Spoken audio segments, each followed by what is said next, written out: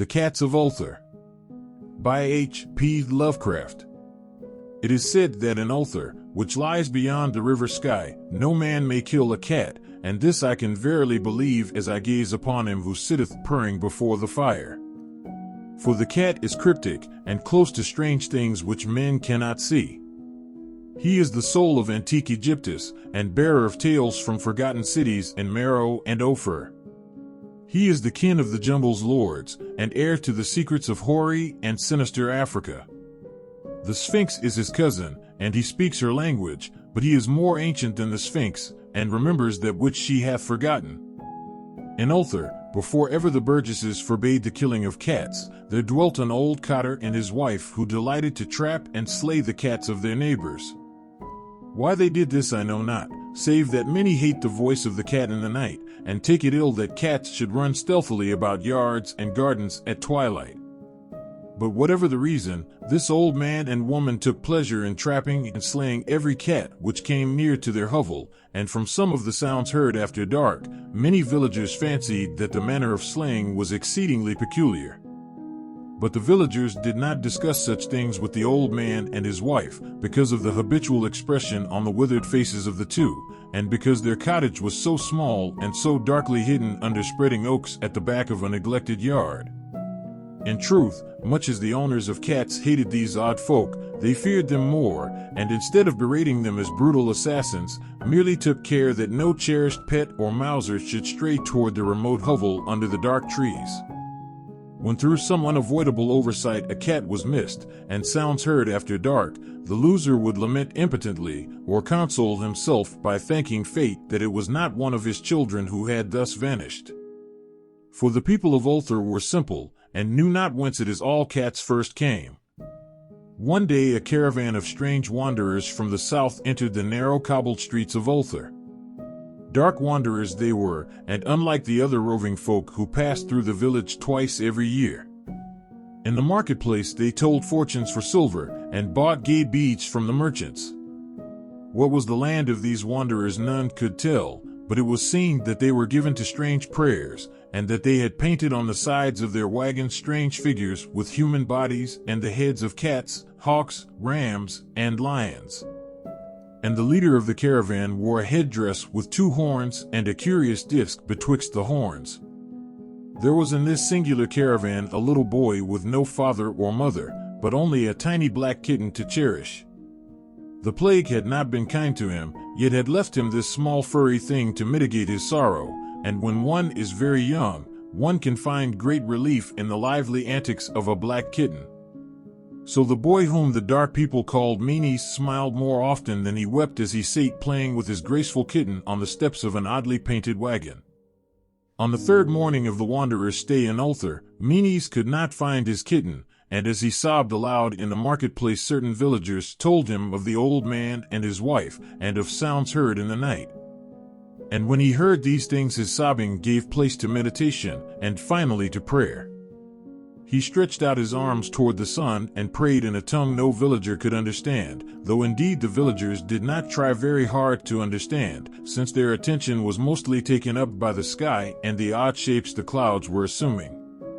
It was very peculiar, but as the little boy uttered his petition there seemed to form overhead the shadowy, nebulous figures of exotic things, of hybrid creatures crowned with horn-flanked discs. Nature is full of such illusions to impress the imaginative. That night the wanderers left Ulthar, and were never seen again. And the householders were troubled when they noticed that in all the village there was not a cat to be found. From each hearth the familiar cat had vanished, cats large and small, black, gray, striped, yellow, and white. Old Cronin, the burgomaster, swore that the dark folk had taken the cats away in revenge for the killing of Meanies' kitten, and cursed the caravan and the little boy. But Nith, the lean notary, declared that the old cotter and his wife were more likely persons to suspect, for their hatred of cats was notorious and increasingly bold. Still, no one durst complain to the sinister couple, even when little Latal, the innkeeper's son, vowed that he had at twilight seen all the cats of Ulthar in that accursed yard under the trees, pacing very slowly and solemnly in a circle around the cottage, two abreast, as if in performance of some unheard-of rite of beasts. The villagers did not know how much to believe from so small a boy, and though they feared that the evil pair had charmed the cats to their death, they preferred not to chide the old cotter till they met him outside his dark and repellent yard. So Ulthar went to sleep in vain anger, and when the people awaked at dawn, behold, every cat was back at his accustomed hearth. Large and small, black, gray, striped, yellow, and white, none was missing. Very sleek and fat did the cats appear, and sonorous with purring content. The citizens talked with one another of the affair, and marveled not a little. Old Cronin again insisted that it was the dark folk who had taken them, since cats did not return alive from the cottage of the ancient man and his wife. But all agreed on one thing, that the refusal of all the cats to eat their portions of meat or drink their saucers of milk was exceedingly curious. And for 2 whole days the sleek, lazy cats of Ulthar would touch no food, but only dozed by the fire or in the sun. It was fully a week before the villagers noticed that no lights were appearing at dusk in the windows of the cottage under the trees. Then the Linktr remarked that no one had seen the old man or his wife since the night the cats were away. In another week the burgomaster decided to overcome his fears and call at the strangely silent dwelling as a matter of duty, though in so doing he was careful to take with him Shang the blacksmith and Thul the cutter of stone as witnesses.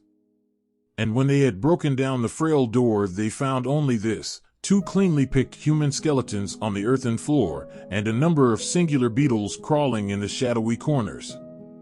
There was subsequently much talk among the burgesses of Ulthar. Zath, the coroner, disputed at length with Nith, the lean notary, and Cronin and Shang and Thul were overwhelmed with questions.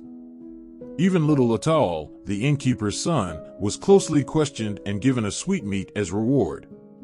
They talked of the old cotter and his wife, of the caravan of dark wanderers, of small Meanies and his black kitten, of the prayer of Meanies and of the sky during that prayer, of the doings of the cats on the night the caravan left, and of what was later found in the cottage under the dark trees in the repellent yard.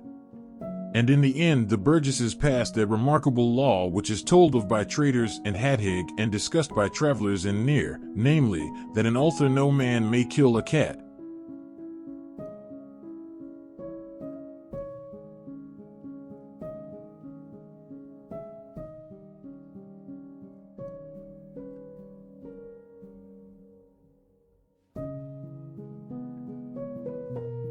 Thank you for watching. Please like, comment, and subscribe for more audiobooks, short stories, and poems.